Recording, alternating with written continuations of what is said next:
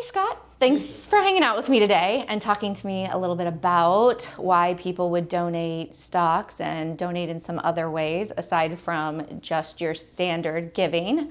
So I have a couple questions for you. Absolutely. All right. Why would someone donate in stock instead of, say, just writing a check? Well, that's a great question. There's many reasons why somebody may do that. And the most common reason is, while someone may have limited funds in their checking account, they may have a significant gain in a stock equity position.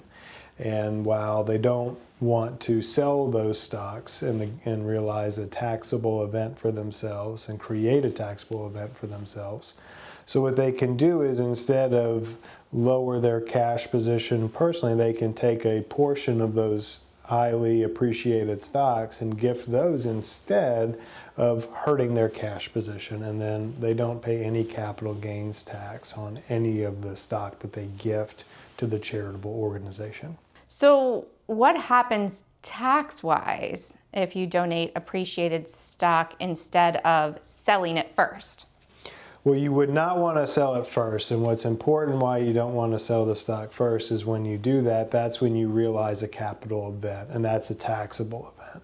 So then you would have to pay the capital gains tax. Then you would pay the charity after you took out either the 15 or 20%, or if it was short term, whatever your tax bracket is. So you want to gift the stock in kind is what it would be called, and you would gift it as stock to the organization, and that way you don't realize a capital event. Okay.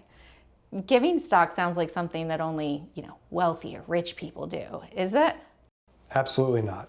Common misconception, number one misconception. And so if you have if you've bought stocks in the 2000 area or 2000s area, if you got into trading during COVID, you may be sitting on some nice gains of some stocks, and maybe you don't know what to do with them. And you say to yourself, well, I really love what Jacksonville Speech and Hearing Center is doing, and I'd love to contribute, but I don't know how. This is a way that you could contribute a small share or all or just a portion of that you can give to a charity, and you can donate, and that the funds are unrestricted to that charity. I don't really know a lot about my stock accounts. I let someone else handle it. Is donating stock complicated? Absolutely not. Especially if you have a financial advisor managing the account for you. It's a very simple conversation of you just saying, hey, I want to gift stock to this organization. They'll tell you what you need to fill out, what you need to get from the charitable organization itself. It's a very simple process. These organizations talk to each other very easily. It's one simple code and a couple of different signatures, and you're all set. Oh, great. Okay. How long does it take then, that whole process? Just a few days. And does the nonprofit have to do anything to receive the stock? Anything special? Not at all. Okay. Their brokerage will just accept the stock as is, and then whoever is responsible for that brokerage can either allow that stock to continue to appreciate and grow if they don't have an immediate need, or they can sell and liquidate and use it for everyday operating purposes. Can someone donate part of a stock position, or does it have to be the whole thing? Absolutely, great question. You can absolutely donate part. And that's another common misconception. So if you have 100 shares of Apple stock and you bought Apple stock when it's $100 a share, and now it's much higher than that, you could say, well, I want to give 5 shares to Jacksonville Speech and Hearing Center. Well, you can absolutely give a portion away to that. Okay, great.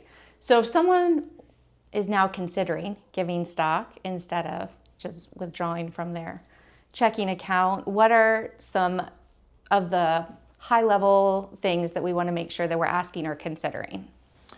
Well, we want to talk to them and make sure that they understand that they're gifting away a position that they hold, that they understand the tax implications that they are going to have as a charitable contribution. So they would want to consult with their CPA to make sure they're getting the full tax benefit.